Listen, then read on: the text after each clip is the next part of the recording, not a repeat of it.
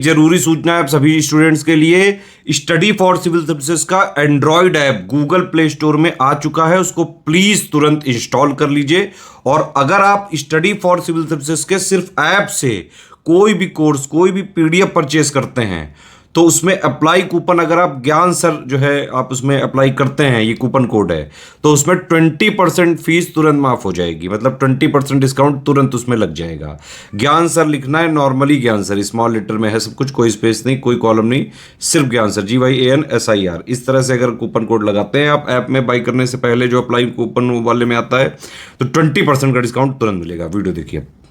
नमस्कार दोस्तों, आरओ री एग्जाम को कैसे क्रैक किया जाए, इसमें क्या स्ट्रेटेजी होनी चाहिए, क्या प्रॉब्लम्स आएंगी इसे क्रैक करने में और उसका सॉल्यूशन क्या होगा, आपको एक एक बिंदु पर विस्तार से जवाब मिलेगा। वीडियो को पूरा अंत तक देखिएगा।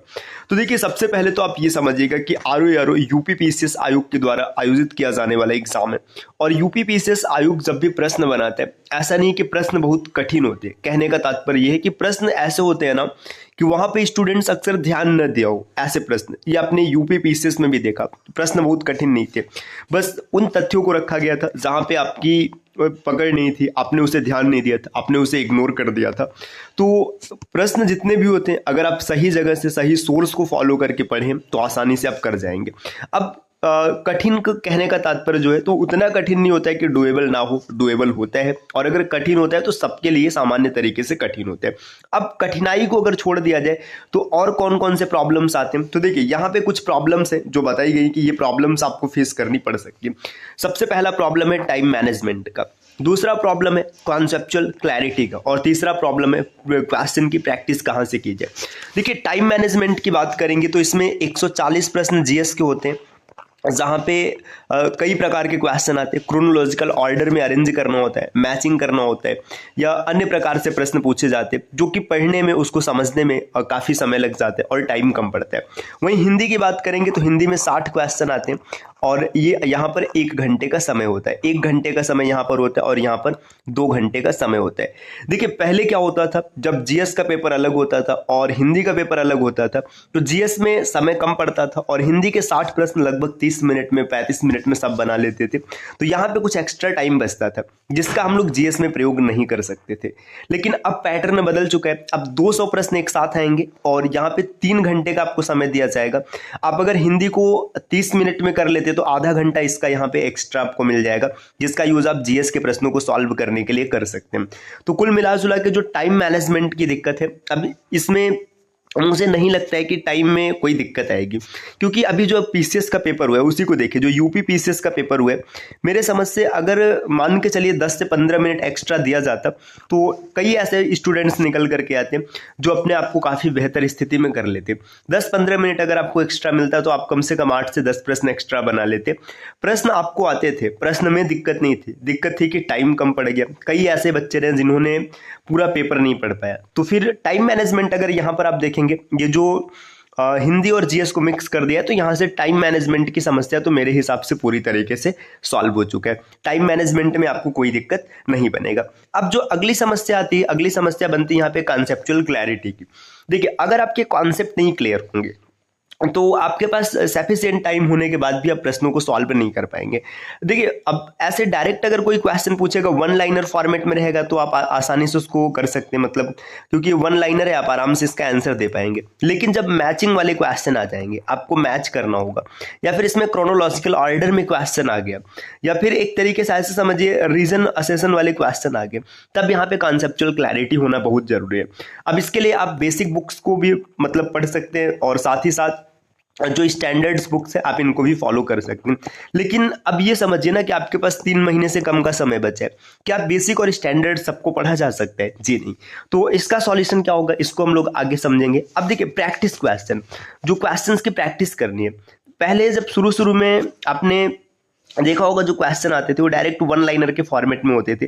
लेकिन यूपी पीसीएस का जो पेपर हुआ है, इसने एकदम अलग स्तर पे प्रश्न बनाए। क्वेश्चंस, हर क्वेश्चन में आपको रीजन असेसन या फिर मैचिंग या क्रोनोलॉजिकल ऑर्डर, मतलब एकदम अलग लहजे पे चल रहा था।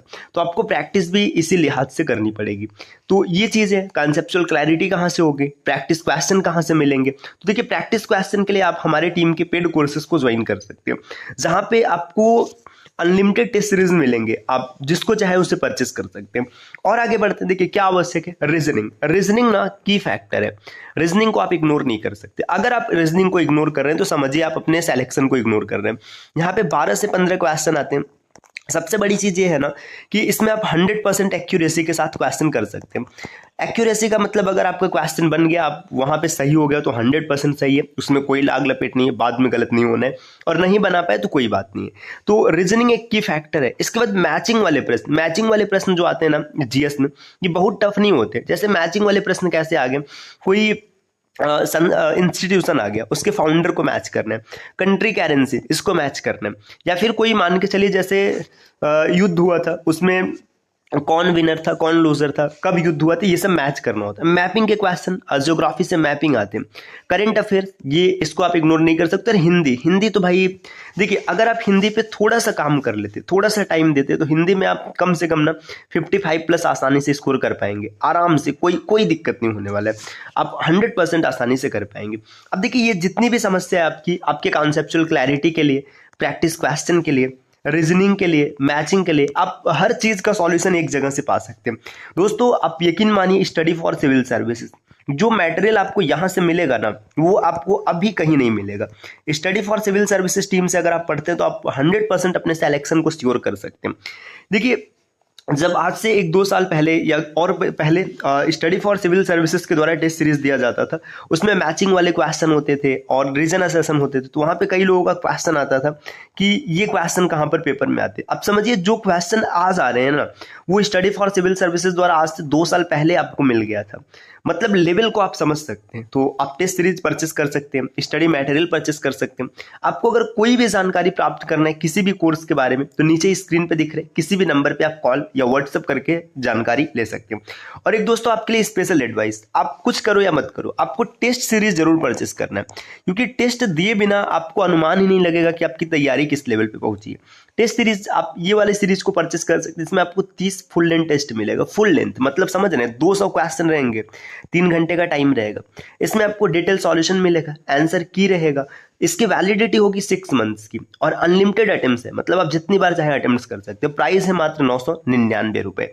तो प्ले स्टोर से एप्लीकेशन इंस्टॉल करके इस टेस्ट को जरूर परचेस कीजिएगा। मिलते हैं आपसे नेक्स्ट वीडियो में।